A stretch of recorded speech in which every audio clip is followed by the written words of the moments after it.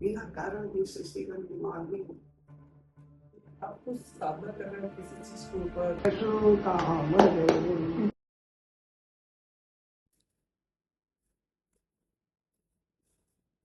आइए आइए, नमस्ते रतन जी, कैसे हैं? काष्ठं कल्पतरु सुमेरुअचलः चिन्तामणि प्रस्थरो कामो नष्टतनुर्बलिदिति श्रुतौ नित्यं पशु कामदो नैतांस्ते तुलयामि भो रघुपते कश्योपमा दीयता। और क्या हाल चाल है सुरेश जी? सब बढ़िया बढ़िया। और ये क्या हाल चाल है? तुम काफी दिन से आपका इंतजार कर रहे थे। आज हर चीज का अपना कोई मतलब है। बिना कारण कोई सृष्टि का निर्माण नहीं है। प्रकृति के अंदर 3 गुण हैं, सतोगुण, रजोगुण, तमोगुण। इसके अलावा कुछ नहीं। न आकाश है, न वायु है, न तेज है, न प्रकाश है, न जल है, प्रकृति है, न धरा है, न सूर्य है, कुछ भी नहीं। भाव है आप, सिर्फ 3 गुण रह जाता है। क्या रहता है? सत, रस, तम। और तीनों जब एक जगह एक साथ मिलता है, वहां प्रकृति अपना स्वरूप और प्रकृति के उस स्वरूप की जो छटा है, छवि है, सुंदरता है, आत्ममंडल है। हम जब उसमें खो जाते हैं तो उसमें खोना ही आध्यात्म में खोना है। तो 3 डायमेंशन पे जो लोग बात करते हैं, 3 डायमेंशन की इसमें सब समझ में क्या है ये जीवन? क्या है? एक निर्धरी की तरह मानव की भावों से संताएं बहती है, गिरकर नहीं बहती है, झटझट झटझट। और जो जल कर एक बार वहां से गिर करके नीचे आ गया, सुना जाता है, बहते जाता है, बहते जाता है, बहते बहते रास्ते में उसको न जाने क्या क्या मिलती है, कहाँ कहाँ टकराती है, किस किस से टकराती है।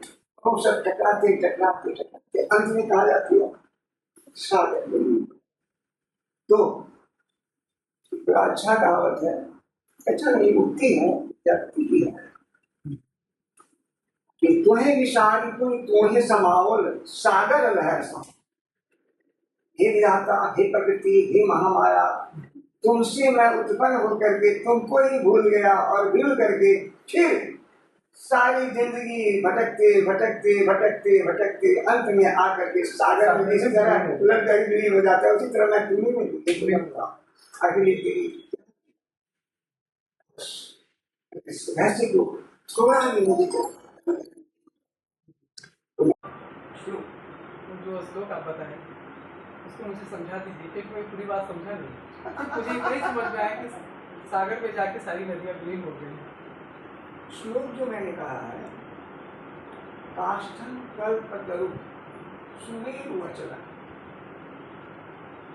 यहाँ मैं तुम्हारी प्रशंसा, तुम्हारी तुमको मैं भगवान राम की तरह देख रहा हूँ परमात्मा, क्योंकि देखो सर्वम खलविदं ब्रह्म, ये हमारा वेद कहता है, कण कण में ब्रह्म है, भगवान है। ये बात और है कि भाई बच्चे की तरह तुम्हें मैं संबोधन दे रहा हूँ, लेकिन मैं तुम्हारे अंदर भी परमात्मा को देख रहा हूँ। और जब हम तुमसे मुखातिब होते हैं, तुमसे वार्तालाप करते हैं, तुमसे मिलते हैं, तो मिलने के समय हमारी ये भावना रहती है कि किसी परमात्मा के स्वरूप से मिलते हैं।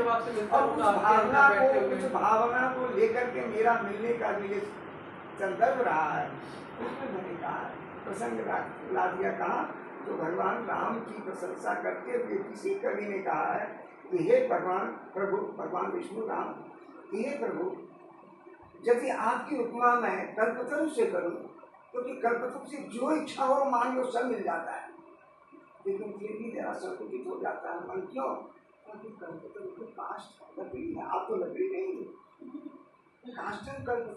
महानता में अगर सुमेरु पर्वत से आदि तुलना करूं तो बहुत बड़ी बात है, बहुत अच्छी बात है, लेकिन तो भी पत्थर कामों नष्ट करने वाली थी। काम धेनु से यदि आपकी मैं तुलना करूं तो वो तो पशु है। बलि से अगर आपकी तुलना करूं तो नहीं, वो दीदी का सुत है, वंश का।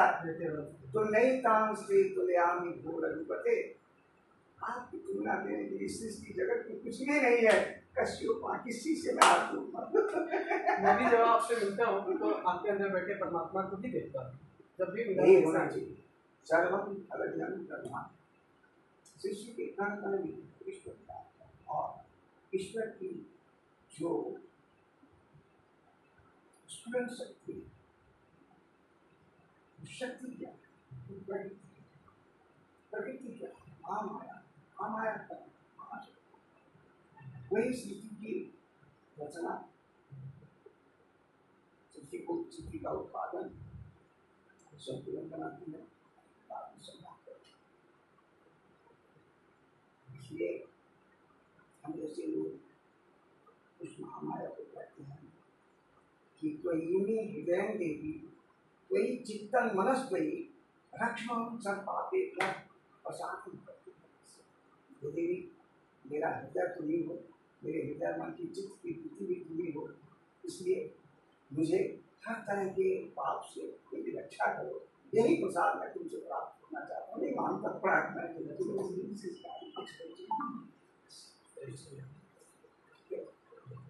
अभी आपसे ये पूछना था कि आप पहले मुझे बता रहे थे कि आप कुछ साधना कर रहे हैं किसी चीज़ के ऊपर, आपका योग चल रहा है। चल रहा है, मैं उस विषय में, जैसे कि अंग्रेजी के एबीसीडी के अल्फाबेट के ए पहला अक्षर है, वैसे ही हिंदी या संस्कृत में अ पहले पढ़ाया जाता है। तो मैं अ का अभ्यास कर रहा हूँ, साधन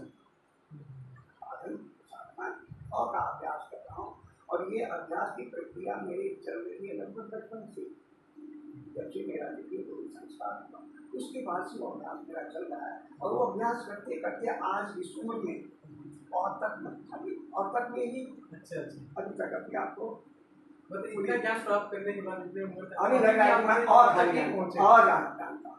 अब वो कहोगे तो अब क्या है, तो बात ये है कि हमारा शरीर सिर्फ जन्म लेना, जीवन जीना, नाना प्रकार के क्रियाकलापों में लुप्त रहना, और वही करते करते बचपन से जमाने से बुढ़ापा से चले जाना, सिर्फ इतना ही नहीं, हम कौन हैं ये भी जानना जरूरी है। तो उसकी जानकारी को प्राप्त करने के लिए मैं ये प्रक्रिया में लगा, इसको कहते हैं शास्त्र।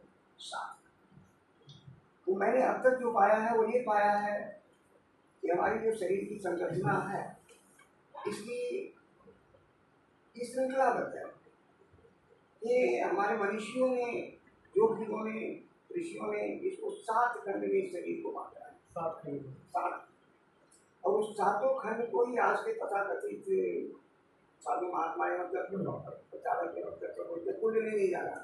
ये कुंडली जगाने की क्या ये है, क्या चुटला है, वो मुझे अभी तक समझ। अच्छा, मैं इस चीज में मेरे समझ में, हाँ ये जानता हूँ कि 7 चक्र जो है इसको अभी तक मैंने इस पर अभ्यास किया है और इसको समझने की कोशिश की है, और अब तक जो मैंने समझा है, सोचा है, देखा है, अनुभव किया है, उसमें मेरा आनंद आता है, परमानंद आता है।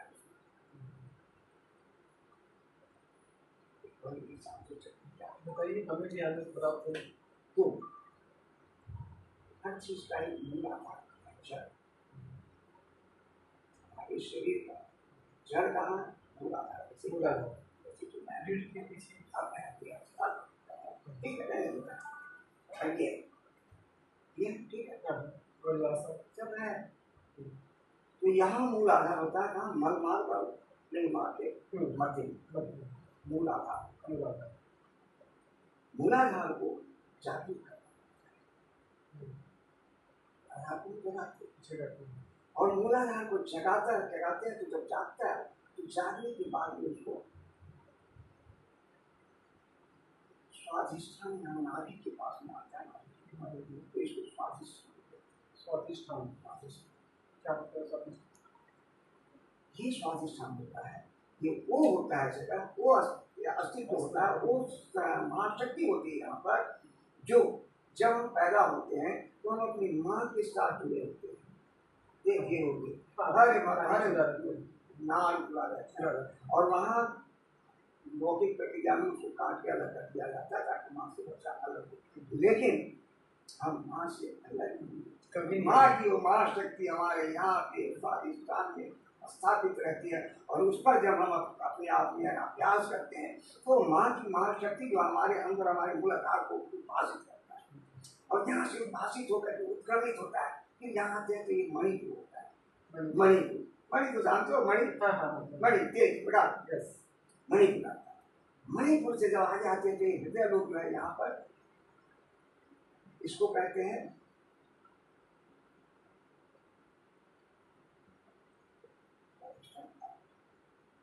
अनाहत चक्र। अनाहत यहाँ देखोगे हृदय में धड़कन होते रहते हैं, शरीर का धड़कन हृदय से, तो इसको अनाहत चक्र है। और यहाँ से आगे जाते हैं तो यहाँ आता है विशुद्धि चक्र। और यहाँ से जब हम आगे जाते हैं तो विशुद्धि चक्र की बात